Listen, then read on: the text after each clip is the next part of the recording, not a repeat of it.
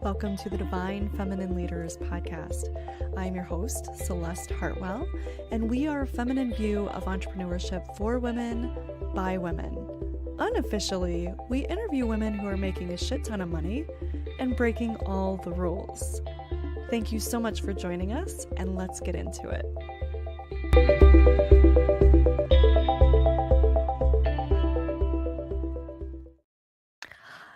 Welcome, welcome, welcome. If you are listening to us live, we are on Facebook Live and we are on YouTube Live.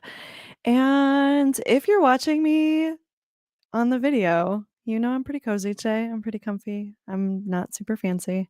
No makeup. But if you're listening, thanks for listening in. And I'm really excited about this topic. So it's all about setting yourself up for success. So if you know me at all, you know that one of the things that I love to teach and love to talk about, and one of my catchphrases is self-care is the foundation to your success. Self-care is not something that we all of a sudden magically do once we've become quote unquote successful, which I could go down a whole diatribe about that terminology, just the definition of success. And it seems like in our culture, we're always chasing something else without ever truly defining what those goals are. I know that I've been in that trap in the past, but really taking care of ourselves in the way that we desire. And as I was thinking about my schedule for tomorrow, for example, I thought, wow, I'm so grateful that I have set up certain systems in my life to really allow me to kind of get things done that are the highest priority to me in a way that feels really, really good. So for me, this looks like a couple of different things. A year ago, I got really, really clear about um, doing self-care on a daily basis. And for me, that looks like there's a salt cave in a salon near my house, Purple Sage, if you live in Essex or Vermont, Chittenden County, is a salon, and they have a salt cave in there. And the way that I make sure that I'm taking care of myself with that is that I go in about on a monthly basis and I schedule it out in their app and put it in my calendar so that I know every single day that they're open. The majority of the days, they're open like 5 or 6 days a week. The majority of the days that they're open, I have that set, right? Like for me, I am a calendar person. You can see if you're watching the video, you can see it on the left. I have a calendar. Google Calendar is my best friend. I am known to like go to networking meetings, and when I'm talking to somebody and we're like, "Oh yeah, we should totally get coffee." And I will say, "Hey, you know what? I'm way better if we schedule it now." I'm not really great necessarily in the follow-up. I have good intentions, but it doesn't actually work for me, because then I'll feel like I should or obligated or whatever, and then feel weird, like maybe they don't want to hear from me. Maybe they were just saying something. So it's more like, "Hey, if you're really serious about doing that, that'd be great. Let's schedule that now."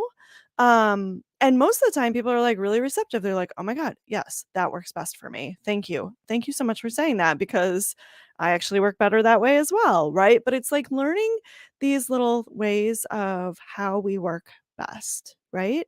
And so as I was thinking about my busy day tomorrow, where I will be going to the Salt Cave, and I had to move my appointment because now I'm going to be subbing at a business networking meeting for someone else.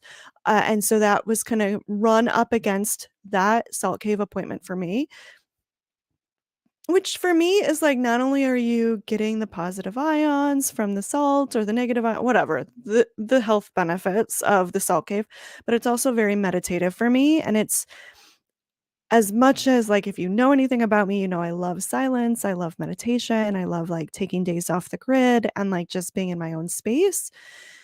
There's a way in which, like, I'm not always the best at doing something unless it is, like, outside of my house. If I'm in the house all day and left to my own devices, there's a million things that I can do, and I won't necessarily prioritize that. So the way I prioritize my meditation and prioritize that as self-care is that I go to the salt cave. And that works for me. That is a system that I've worked for me. So this is like a really great conversation of like, what are the highest priorities in your life? And you know that because you're spending the most time doing those things.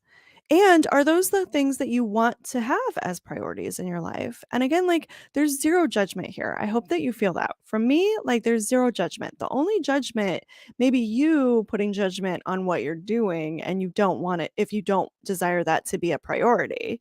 And I don't think that that's even anything to judge. I'll invite you gently to not judge yourself around that because it's just information. It's just data. It's information. Like my phone all of a sudden started telling me, Celeste, you're playing Candy Crush for 21 hours a week. And I was like, wow, that's a big number in the beginning. And then I was like, oh, but then I was like thinking about it. I was like, well, when I'm playing Candy Crush, I'm normally listening to an audiobook, which I enjoy, which like helps me learn something, do something positive for my personal development.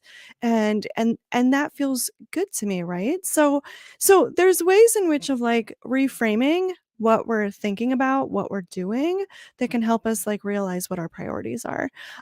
Hey Bryson, I see that you're watching. Thanks so much for the heart. Um, and so I wanted to get back to like tomorrow morning, knowing that I have a fairly full day tomorrow.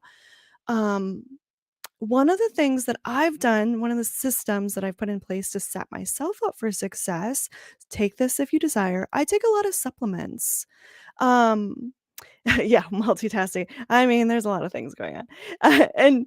And so I take a lot of supplements in the morning. So one of the ways that I've made my supplements a priority because my health has become a higher priority in my life is that I will do like 15 or 30 days like little Ziploc baggies. And then I reuse the baggies like all the time, right? Like, I don't just throw them away. I'm trying not to be wasteful with the whole plastic baggie thing.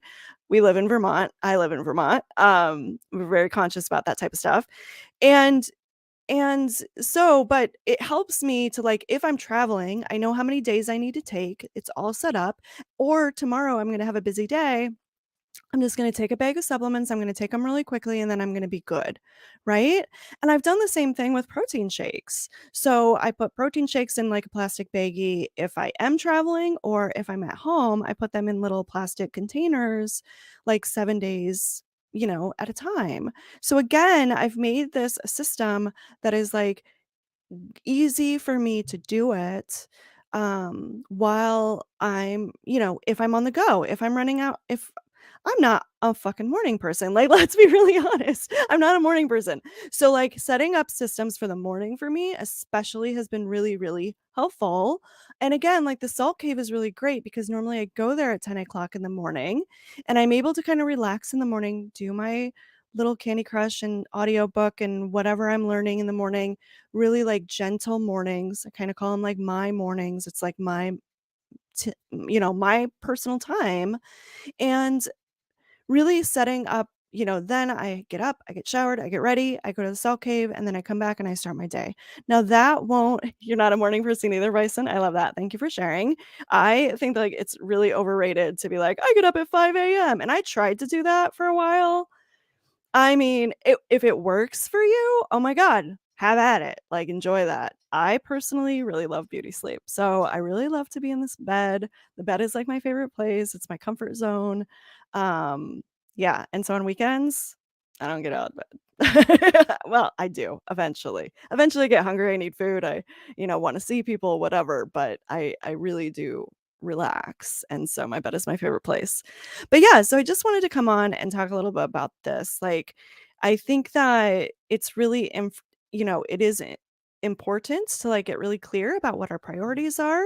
And when we know what we want our priorities to be, what they are now, what we desire them to be, and then just like honing in these little systems that are really small, right? But every once in a while, I feel really inspired to be like, oh, time to do my supplements again. I just want to make sure because because I really appreciate it, right? Like future me really appreciates current me doing all of these little time-saving activities for myself. And when we can do that, and so there's so many ways of doing this in your business. I have like time scheduled in once a month to like go over my taxes for my business, and then I have spreadsheets for that, and I know exactly what I'm looking at. And it just, when we have these little systems that like set us up for success, it just helps us like attain the goals that we really want. And when we define what success means to us, I always go back to like what when I learned in corporate, which is SMART goals, right? They're specific, they're measurable. I'm going to forget some things. They're reasonable, they're timely. I'm forgetting, but if you don't know what that acronym stands for, I highly suggest going in and looking it up because it's really helpful. Like, what does success mean? Is it in terms of clients? Is it terms of money? I know I work better like looking at it from a person perspective. I'm not money motivated as much as I say I coach women to make a shit ton of money while breaking all the rules. Ironically, I'm not money motivated. Many of my clients are not money motivated. We are heart-centered people. We are doing work that we're passionate about. We're helping people in a profound ways. And so just really getting clear on what helps you, you know, define what success means for you is going to help you actually achieve that. So that's kind of what I wanted to riff on today. Thank you so much, Bryson, for being here live with me and like having a little bit of conversation. I appreciate that.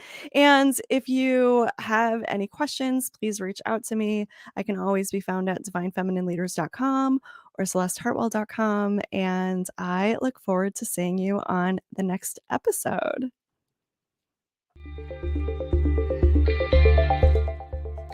This has been the Divine Feminine Leaders Podcast with Celeste Hartwell.